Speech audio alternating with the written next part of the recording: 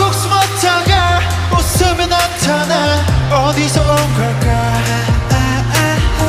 거짓말하지마 천사가 맞잖아 네 정체가 뭐야 But you 백미 손자는 나는 모델 crew 그 볼을 못 봤어야 해 사실 진짜 위험한 건 너에게만 있는 거야 그 보조개는 네가 일리가 안 돼요 위험해 oh yes 좋아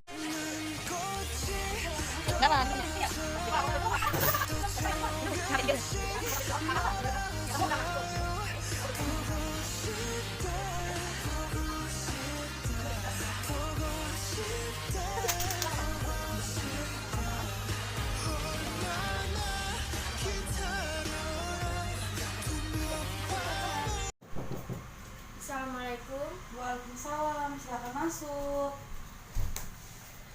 Ada yang bisa saya bantu? Gini Bu, saya mau konsul tentang proses belajar saya selama online, selama pandemi gini.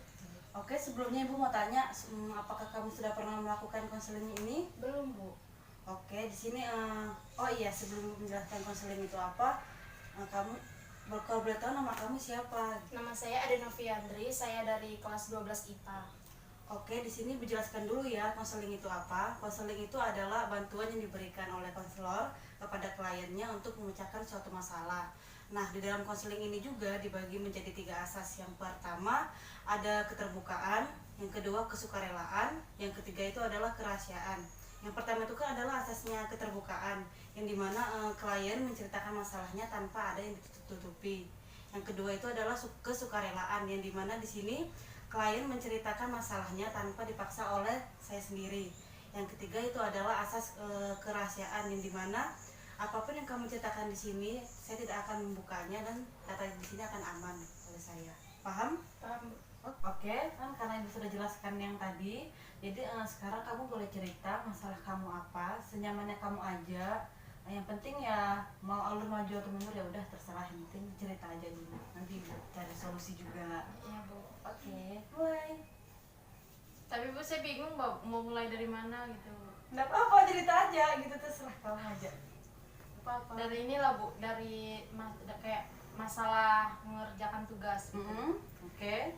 Gini kan Bu, biasanya tuh guru jam pertama masuk, Mhm. terus belajar, nanti pas pelajaran pertama sudah habis, itu kan guru biasa ngasih tugas, terus pas kita ngerjakan tugas, pelajaran kedua tuh masuk lagi gitu, dikasih tugas lagi, jadi kita tuh ngerjanya kayak kejar-kejaran gitu loh.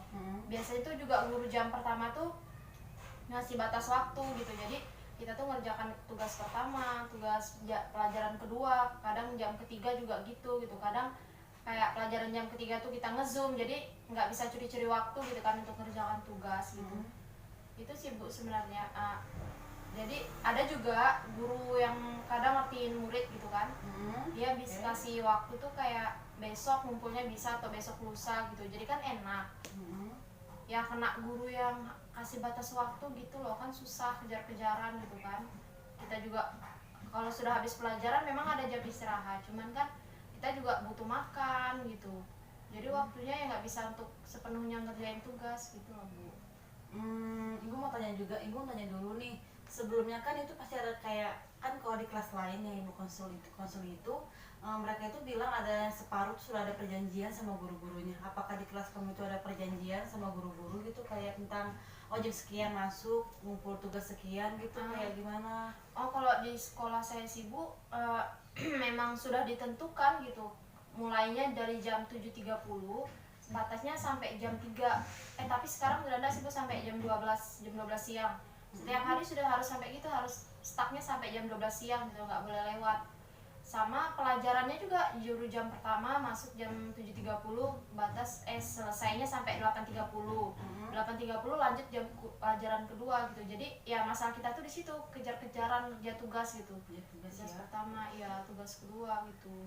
Kalau masalah pengumpulan tugas nih, itu kan ada yang kayak per hari, ada yang kayak minggu ini dikasih tugas, minggu depan baru dikumpul. Apakah di kelas kamu itu kayak gitu, atau mungkin kayak hitungan jam aja, kayak jam 8 kan mulai masuk tuh, disuruh kerjakan tugas mungkin kayak jam 6 kah di komputer terakhir atau jam 12 kah? Iya, atau itu hari sih itu juga? tergantung gurunya sih Bu. Mm-mm. Kadang tuh ya gitu, batas waktunya tuh cuma ngumpulin tugasnya tuh sampai di pelajaran guru yang ketiga gitu. Mm-mm. Jadi ya kita pelajaran jam kedua harus ngerjain lagi tugas pelajaran pertama gitu. Kita tuh masalahnya sih di situ juga. Sama kan gini kan kita banyak gitu kan di kelas. Jadi maksud saya tuh kayak maunya kita tuh ya nomor 1 tugasnya saya, nomor 2 tuh dia gitu kan. Jadi kan enak, nanti pas ngumpulnya tinggal bagi-bagi aja gitu kan, barter gitulah ceritanya. Iya. Jadinya cepat gitu kan, nggak makan waktu. Tapi itu kadang teman-teman tuh kayak ada yang malas gitu, nggak mau. Jadi yang kerja kadang cuma 1 orang, 2 orang, jadinya kan butuh waktu lama gitu. Sementara tugas nih ada berapa nomor gitu banyak. Oh iya, itu juga ibu dapat sih dari informasi dari teman-teman kamu. Itu kalian nggak mau ngelaporin sama guru kalian yang bersangkutan kayak Bu, si Ani Bu nggak ngerjain tugas loh Bu, ini cuman kami aja yang ngerjain tugas. Itu cuman, jadi kayak mana kalian nanggapi teman kalian yang kayak malas gitu ngerjain tugas, atau cuman istilahnya ya yang numpang nama doang gitu? Nah kan banyak kayak gitu tuh istilahnya. Kita nggak lapor juga sih Bu ya, kita mikirnya yang namanya teman gitu aja sih, nggak sampai ngelapor ke guru gitu. Jadi kayak gitu-gitu aja ya. Oh ya, ibu mau tanya, soalnya kan banyak nih kan sudah hampir setahun nih kayak pandemi begini kan, sekolah online-nya juga masih ya gini-gini aja gitu. Menurut kamu ibu mau tanya dampak positifnya buat kamu itu apa? Ibu mau tanya, maksudnya kayak gimana dampak buat kamu?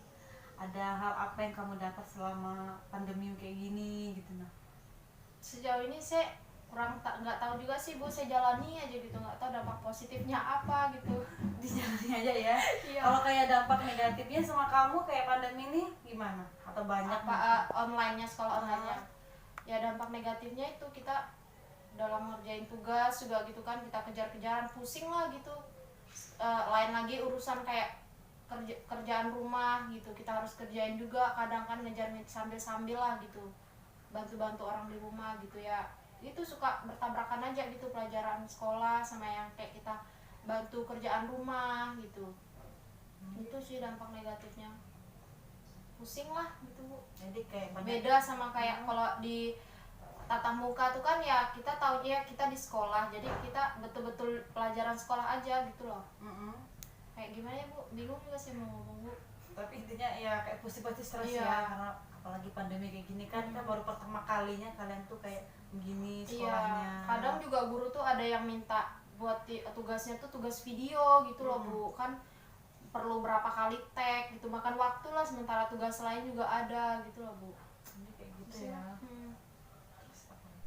Jadi Bu, saya tuh bingung loh Bu, saya butuh solusi lah gitu kan ya, masalah belajar daring ini gitu.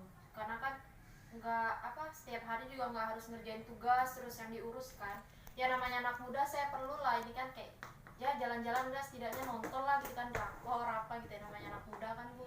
Jadi ya saya butuh solusi lah Bu gitu, soalnya stres banget. Oke, kalau menurut ibu ya mungkin ibu bisa enggak, kan orang kan tipe orang itu kan beda-beda solusinya kan, tapi emang beberapa teman kamu itu ibu kasih solusinya kayak yang pertama itu ya harus rajin belajar aja, waktunya ya kalau emang waktunya belajar pokoknya diimbangi aja. Kalau ada tugas kan ya enaknya tuh buat perjanjian dulu sama gurunya gitu kan, kayak Pak ini Pak mau dikumpulnya jam berapa atau kapan nih Pak, dalam minggu ini nggak dikumpul, terus tanya juga biar enak. Itu sih lebih ketua kelas kalian yang lebih komunikasinya lebih enak sama gurunya gitu kan, yang lebih handle juga. Ini kan bilang aja Pak tugasnya nanti Pak mau dikumpul kolektif nggak atau per individu. Kalau kolektif kan harus kumpulnya sama ketua kelas. Nah jadi nanti tinggal ketua kelasnya kayak ya harus curi-curi apa gitu kan, kayak ambil perhatian juga dari gurunya. Boleh lah Pak kayak 2 hari kah, 3 hari kah. Nah terus bilang juga kalau kayak masalah untuk buat video nih, kalian tuh intinya satu kelas tuh udah kompak, bilang kayak Bu kalau pun kasih tugas video ya kalau masalah waktunya jangan terlalu dibatasi ya Bu, kayak 10 menitan, kayak 20 kan itu kan kayak mengganggu kami, kayak kurang gimana gitu kan Bu, kan pusing juga.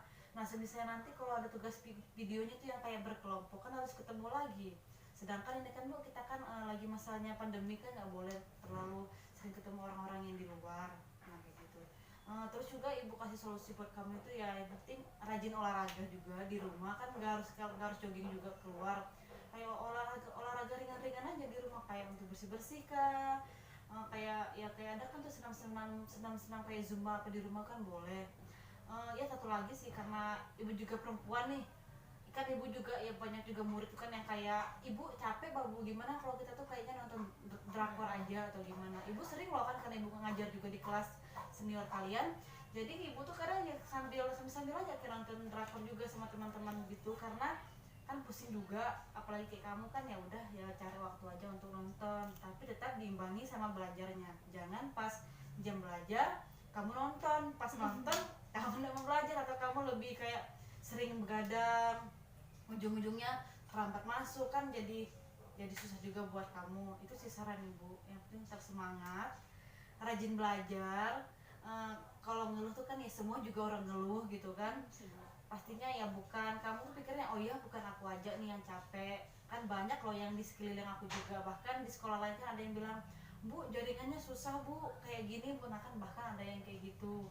Jadi ya intinya tetap bersyukur aja yang dialami sekarang, mungkin nanti ya bakal ada apa gitu kan, jadi tetap semangat aja sih. Kalau dari ibu sih kayak gitu aja. Oke. Terima kasih ya, Bu. Oke, jadi sampai di sini bisa paham kan? Ya, paham, Bu. Terus apa yang ibu jelaskan tadi bisa kamu terapkan gitu nanti? Bisa, Bu. Insya Allah.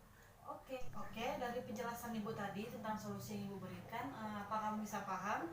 Paham, Bu. Insya Allah saya terapkan gitu.